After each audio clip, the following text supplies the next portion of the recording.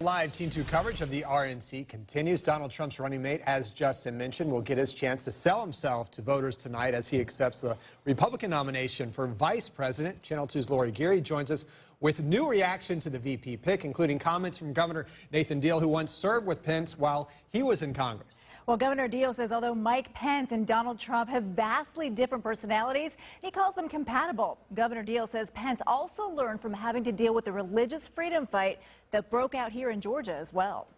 I think I handled it better than he did, though, of course. Governor Nathan Deal vetoed the religious freedom bill here in Georgia, siding with opponents who said it would lead to discrimination against gays and lesbians.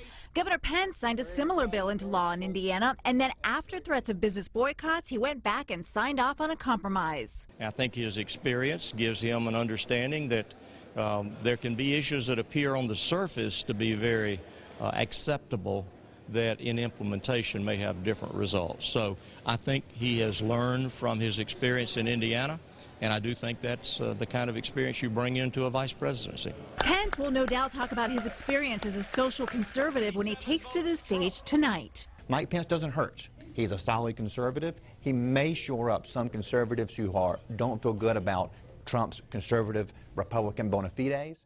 Republican strategist Brian Robinson says Pence has little bearing on the campaign.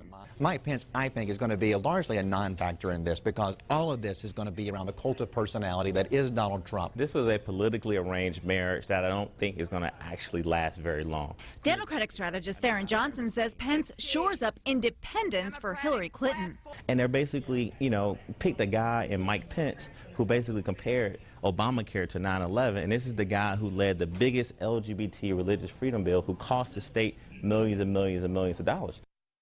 And, of course, all eyes will also be on Senator Ted Cruz during his speech this evening. The question is, will he or won't he officially endorse Donald Trump? Yeah, he hasn't so far. We'll see. All right, Lori, thank you.